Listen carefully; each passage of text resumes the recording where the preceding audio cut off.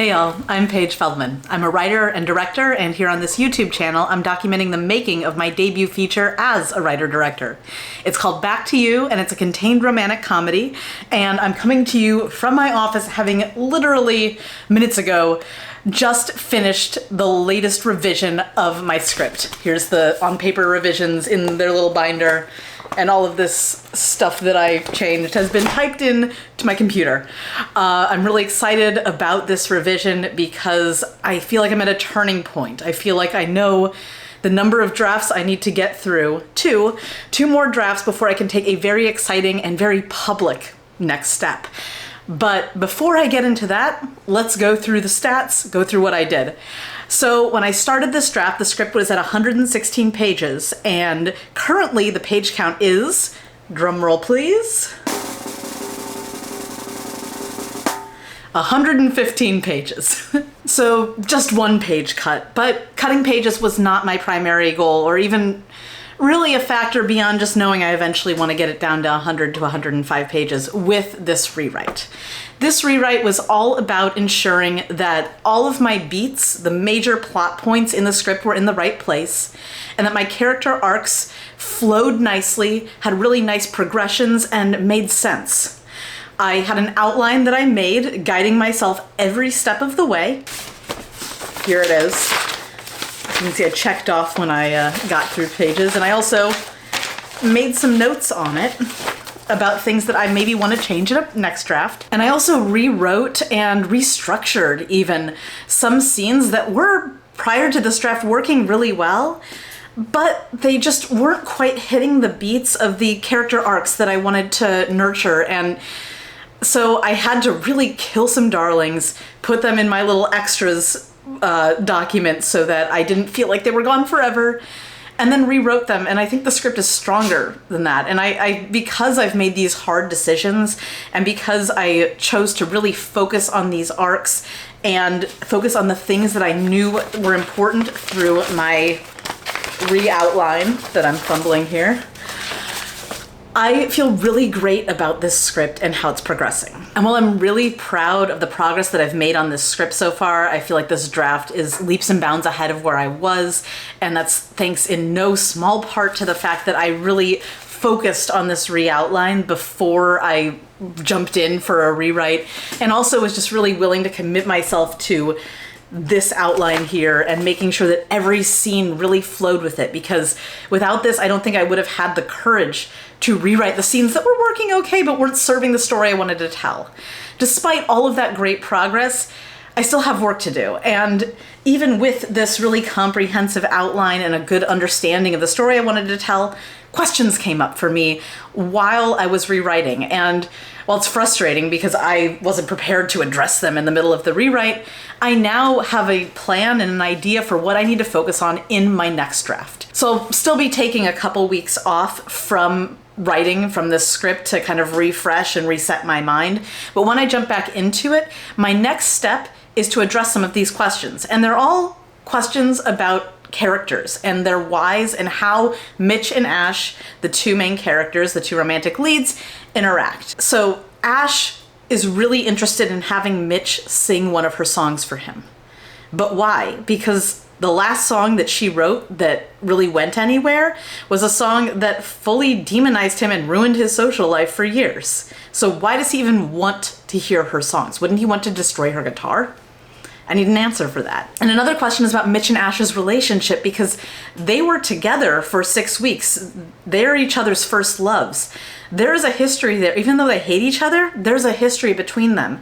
And I don't feel like it's really there in the dialogue beyond some general hatred. Because even if you don't like someone, as you're growing to like them again, as you're growing to really remember the good parts, you're going to have these inside jokes, these callbacks, these things that you know about each other that you can reference easily. And I don't have any of that. A lot of their dialogue feels a little bit getting to know you-ish, and it's not quite working.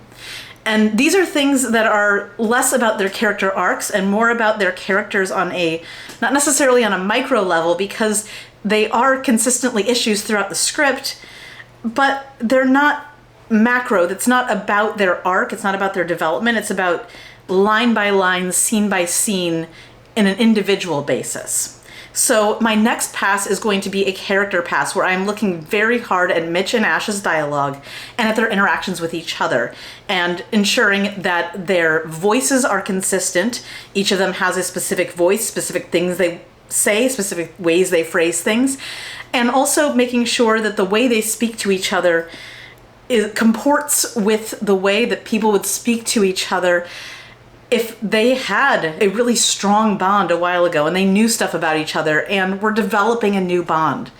Give them a little bit of shorthand, give them some familiarity beyond animosity, because I think that's all they really have right now. So that's the next pass. And then I know what I'm gonna do the pass after that, because I only cut one page this draft. I'm guessing next draft, it's not gonna be much of a difference in page count, because I'm going to be focusing just on how they speak to each other, not on efficiency of communication necessarily. Unless I discover that one of them is a more efficient, well, Ash is a more efficient communicator, but maybe he needs to be more efficient. We'll find out. But the next pass is going to be a polish where I'm looking specifically at every word and every line and ensuring that the script is as tight as it can be.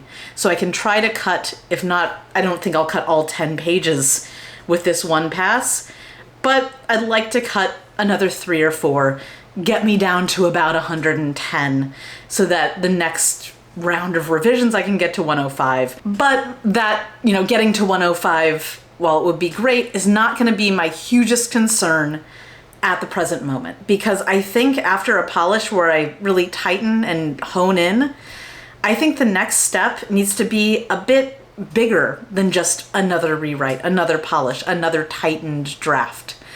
I think I need to start hearing these words aloud. I need to start hearing how they sound when they're spoken by actors, because so much of my dialogue is rhythm-based. And I need to hear if these words make sense. And I also want to hear from actors if the character arcs make sense, if they feel like there is a real person inside all of these words, all of this dialogue, all of this motivation. And I also want to hear what people think when they hear this script aloud, because I get very different feedback when people hear my writing and see it when they watch my films versus when they read it. Because a lot of times people who don't necessarily like what I have on the page, they like it when it's spoken aloud. So that next very public step that I was talking about at the top of the video is a table read. And while I would love to have a table read of this script in person, in a theater or something, that costs money. That costs money that I could put towards the proof of concept. Or it just costs money that isn't necessary when I have a Zoom subscription already. And it's so much easier to get people to watch and listen and give feedback when it's something they could watch on their own time or from the comfort of their own home.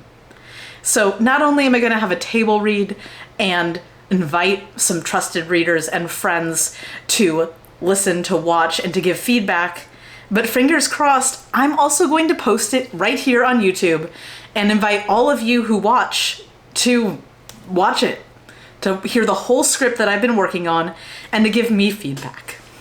I'm so excited. I'm really excited about the prospect of sharing this with you. Now, I say fingers crossed because while I'm not a member of the Writers Guild is on strike. And there is a prohibition from soliciting interest in your writing from signatory companies. Now, a signatory company is a company that has signed paperwork that says we will only work with Writers Guild writers. And if I were to solicit attention from a signatory company, I would be considered a scab, and that would prohibit me from joining the Writers Guild in the future, which that would be awful, and I don't want to do that. I'm just going to be clear. I'm not going to be soliciting any signatory companies or any individuals associated with signatory companies to watch or listen to this table read. However, I need to check with Writers Guild legal department if posting a table read of my feature script on YouTube, where it is publicly available for someone who might be a signatory to come on and watch it and potentially solicit interest in it from me, if that would be considered scabbing. Because I refuse to scab. I don't want to even get into a gray area.